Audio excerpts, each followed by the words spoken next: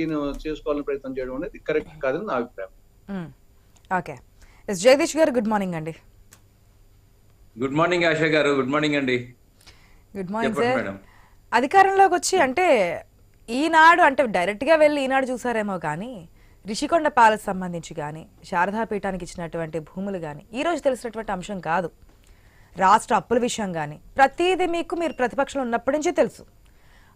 Rishikonda palace ఏ విధంగా కట్టారు, రోజా అక్కడికి వెళ్ళి మాట్లాడినప్పుడు కానీ కడుతున్నటువంటి విధానాలు కానీ ఆ రోజే మీకు తెలుసు. ఇన్ని లక్షల కోట్లు అక్కడ ఖర్చు పెడుతున్నారు, ఇంత విలాసవంతంగా కడుతున్న విషయం తెలుసు.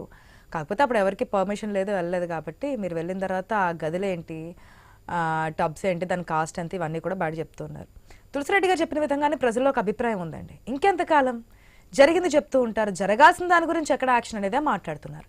శారదాపీఠానికి సంబంధించి కూడా మనం మాట్లాడారు, వెనక్కి తీసుకుంటామన్నారు. తీసుకున్న మాకు అభ్యంతరం ఏం లేదు, మేము గురుదక్షిణకి ఇచ్చామా అంటున్నారు వైసీపీ వాళ్ళు. యాక్షన్ తీసుకోండి.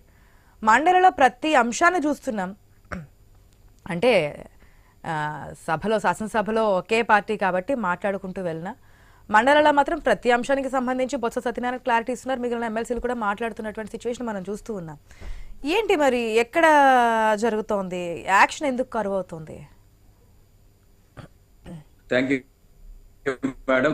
మాట్లాడే ముందు గౌరవనీయులు తులసిరెడ్డి గారికి, అలాగే శ్రీనివాసరెడ్డి అన్న గారికి, అలాగే అనలిస్ట్ గారికి, అలాగే ఐ న్యూస్ వీక్షకులకు కూడా నమస్కారాలు తెలియజేసుకుంటూ, ఇప్పుడు ఏదైతే మీరు ఇష్యూస్ చెప్పారో శారదాపీఠం కానీ లేకపోతే రుషికొండ ప్యాలెస్ కానీ, ఈ రెండు విషయాల్లో ఇవాళ ఎందుకంటే శాసనసభలో కానీ శాసన మండలిలో కానీ చెప్పాల్సిన అవసరం వస్తుంది.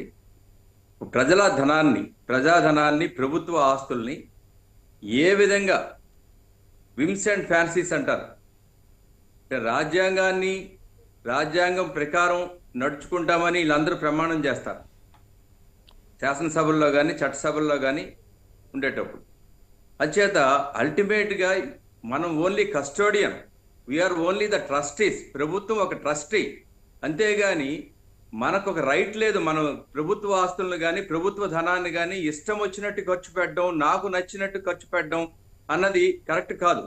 దాన్ని ఖచ్చితంగా ఎక్స్పోజ్ చేయకపోతే ఖచ్చితంగా ఎవరైనా భవిష్యత్తులో, ఇప్పుడు దానికి అయిపోయింది అని ఊరుకుంటే భవిష్యత్తులో ఇంకో జరుగుతుంది. ఇప్పుడు ఏంటంటే మనం చెక్ చేయాలి, ఇది ఎక్స్పోజ్ చేయాలి. ప్రజాధనాన్ని ఇంత దీనిగా, ఇప్పుడు తులసిరెడ్డి గారు చెప్పారు, ప్యాలెసెస్ ఆయనకి ఇష్టం, ప్రైవేట్ గా కట్టుకుంటే మనమేం కాదను. కానీ ప్రభుత్వ ధనాన్ని రుషికొండలో ఆల్రెడీ ఒక మిడిల్ క్లాస్ పీపుల్ కి అందుబాటులో ఉండేది హరిత రిసార్ట్, 58 గదులతో అది అందుబాటులో ఉండేది. దాన్ని తీసేసి డే 1 నుంచి ఎందుకు కాంట్రవర్సీ అంటే అక్కడికి ఎవరు వెళ్ళకూడదు 144 సెక్షన్ పెట్టినట్టు పెట్టి టోటల్ గా ఎంక్లోజ్ చేశారు. ఎంక్లోజ్ చేసి ఏమవుతుందో కూడా ఎవరు వెళ్తే కేసులు పెడుతుండేవాళ్ళు. మీరు పబ్లిక్ లో బిల్డింగ్ కట్టేటప్పుడు దానికి అంత ఎందుకు చేయాలి? చేసిన తర్వాత కూడా ఇవాళ ఖచ్చితంగా మాట్లాడాల్సి వస్తుంది. ఎందుకంటే ఒక ఛాండ్లర్ వచ్చి 200 ఛాండ్లర్ ఉంటే ఒక్కొక్కటి 15 లక్షలు, బాత్ టబ్ వచ్చి 30 లక్షలు, కమోడ్స్ వచ్చి 20 లక్షలు, ఈవెన్ చీఫ్ మినిస్టర్స్ రెసిడెన్స్ అవనయండి, సీఎంఓ ఆఫీస్ అండి అవనయండి. కానీ అంతగా చేయవలసిన అవసరం ఉందా? వీఆర్ ఇన్ ద డెమోక్రసీలో మనం ఎంతవరకు అండి, మనకి లిమిటేషన్స్ ఉంటాయి. ఆ లిమిటేషన్స్ హద్దులు దాటి దాని తర్వాత నేషనల్ గ్రీన్ ట్రిబ్యునల్లో కేసులు ఉన్నాయి. ఒక పచ్చని కొండని పెర్మిషన్స్ లేకుండా గవర్నమెంట్ కంచె చేను వేసినట్టు గవర్నమెంటే పెర్మిషన్స్ లేకుండా ఇల్లీగల్ కన్స్ట్రక్షన్. ఇవన్నీ మాట్లాడకపోతే, శాసనసభలో మా ప్రభుత్వం మాట్లాడకపోతే ఖచ్చితంగా ప్రజలకు కూడా అన్ని విషయాలు తెలియాలి కదా. ఏదో జరిగిపోయింది, ఇప్పుడు ఏం చేయాలనేది కూడా ఈ ప్రభుత్వానికి కూడా అర్థం కావట్లేదు. తులసిరెడ్డి గారిని కానీ అనలిస్ట్ గారిని అడుగుతా ఉన్నా, ఇప్పుడు అంత కాస్ట్లీ బిల్డింగ్ ని దేనికి వాడుకుంటాం, దేనికి వాడుకోవాలో కూడా తెలియదు. మెయింటెనెన్స్ చూస్తా ఉంటే ఎవ్రీ మంత్ కూడా మెయింటెనెన్స్ ఎక్స్పెండిచర్ చాలా ఎక్కువ ఉంటుంది.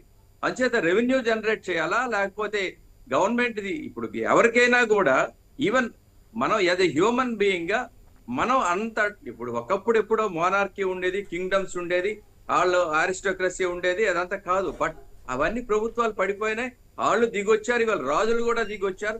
But we are living like that అంటే దిస్ ఈస్ హైలీ అబ్జెక్షనబుల్ అండి. అంచేత ఖచ్చితంగా అందుకనే ప్రతి ఇష్యూ కూడా ఎవ్రీథింగ్, ఎందుకంటే ప్రజలు కూడా చాలా మంది వెళ్తే, మీడియా వాళ్ళు వెళ్తే మీడియా మీద కేసులు పెట్టారు. సుప్రీంకోర్టు చెప్పినా కూడా, గ్రీన్ ట్రిబ్యునల్ చెప్పినా కూడా పక్కకు పెట్టి ఇంకోటి ఏంటంటే కాంట్రవర్సీ, అసలు ఫర్ వాట్ పర్పస్ అనేది చెప్పలేకపోయారు ఉమ్, చివరి దాకా కూడా. సీఎంఓ ఆఫీస్ అన్నోళ్ళు, లేకపోతే ఇంకేదో అన్నోళ్ళు, అంతేగాని దేనికి ఏ పర్పస్ మీద కడతా ఉన్నాం, ఎందుకు అదే అడిగాం చాలా సార్లు, ఎందుకు ఆ విధంగా దాన్ని క్లోజ్ దీంట్లో ఉంచుతా ఉన్నారు తర్వాత అన్నది చెప్పారు కూడా కదా ఇవాళ ప్రధాని గాని ఎవరైనా వచ్చినప్పుడు, రాష్ట్రపతి వచ్చినప్పుడు విడుదల గురించి. ఎవరికి కూడా ఈ భారతదేశంలో నేను ఒకటే అదే విధంగా అడుగుతున్నానండి. వాళ్ళ మెయిన్ కాన్సెప్ట్ ఏంటంటే వైజాగ్ డెవలప్ చేయాలనేది వాళ్ళ మెయిన్ కాన్సెప్ట్. అందుకే గత ముఖ్యమంత్రి పదే పదే చెప్తూ ఉండేవారు, మేము వైజాగ్ వస్తున్నాము, వైజాగ్ లోనే సెటిల్ అవుతాను, పరిశ్రమలు ఏమున్నా సరే ఇక్కడ డెవలప్ చేయడానికి అవకాశం ఉంటుంది. సో ఇన్వెస్టర్లను ఆకర్షించడానికి రాష్ట్రం ఈ విధంగా ఉంది అని చెప్పి చూపించడానికి ఒక ప్రయత్నంగా చెప్పినటువంటి సిచ్యువేషన్స్ మనం చూసాం. ఇప్పుడు మన రాష్ట్రంలో కాదు మేడం, దేశంలో కూడా చూస్తా ఉన్నాం.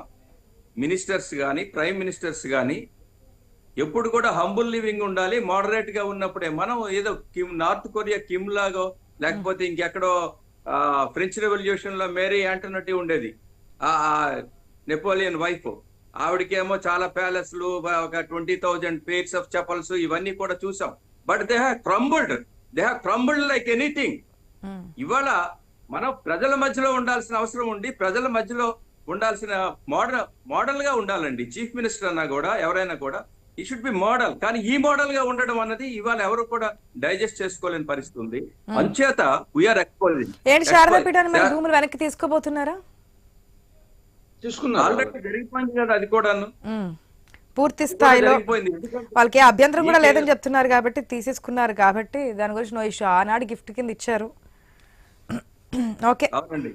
వాళ్ళు తిరుపతిలో కూడా స్ట్రక్చర్, ఇల్లీగల్ ఇంకా స్ట్రక్చర్ చాలా ఉన్నాయని వస్తున్నాయి. అదే మరి అవన్నీ కూడా ఎప్పుడు తీస్తారు? ఆ భూములన్నీ కూడా ప్రభుత్వ భూములు కదా, మరి ఎంత తక్కువ ధనానికి ఏ విధంగా ఇచ్చారని కూడా వస్తున్నాయి. ఒక నిమిషం జగదీష్ గారు. అవునండి, తిరుపతిలో Srinivas 5,000 square feet 2,150 extra encroach చేశారు. 4 ఫ్లోర్స్ కే పెర్మిట్ 6 ఫ్లోర్స్ కట్టారు. ఇవన్నీ వచ్చినాయి. అయితే జగన్మోహన్ రెడ్డి గారి లాగా హేస్టీగా యాక్షన్ తీసుకోమండి. It should be discussed in the public. All platforms లో డిస్కషన్ జరగాలి. ఇప్పుడు తులసిరెడ్డి గారు చెప్పారు, ఖచ్చితంగా వి అప్రిషియేట్ దట్. ఇప్పుడు అలాంటి వాళ్ళ సలహాలు కూడా తీసుకుంటాం. డెమోక్రసీలో you should have the opinion of all the people అండి. అంటే అపోజిషన్ లో ఉన్నోళ్ళు, ఆల్ పార్టీస్. ఏ రోజైనా జగన్మోహన్ రెడ్డి గారు ఆల్ పార్టీ మీటింగ్ పెట్టి ఇది ఇలాగ ఉంది అని పిలిచే పరిస్థితి కూడా లేదు. ఆ డెమోక్రటిక్ సెటప్ లేదండి, ఆ ఫ్లేవర్ లేదు, ఆ అట్మాస్ఫియర్ లేదు. ఎంత ఆటోక్రేట్ చీఫ్ మినిస్టర్. ప్రజల నుంచి వచ్చామని మర్చిపోయారు. ప్రజల నుంచి వచ్చామని గుర్తుంటే, పవర్ ఈజ్ టెంపరీ అండి. 5 ఏళ్ళు మారిపోతా ఉన్నాయి తెలుసు కదా. 30 ఏళ్ళు ఉంటాము, 20 ఏళ్ళు ఉంటామని ఎవరన్నా కూడా వాళ్ళు డెమోక్రటిక్ నార్మ్స్ లో లేనట్టే. అంచేత ఇవన్నీ కూడా ఆ విధంగా జరగడం కాబట్టి ఈ పార్టీ నుంచి కూడా వచ్చే ఇంకొక 2 టర్మ్స్ ఎవరు మనల్ని కదపలేరు అనేది. ఓకే రైట్, టాపిక్ కాదు కాబట్టి. శ్రీనివాస్ రెడ్డి గారు, గుడ్ మార్నింగ్. ఎవరు కూడా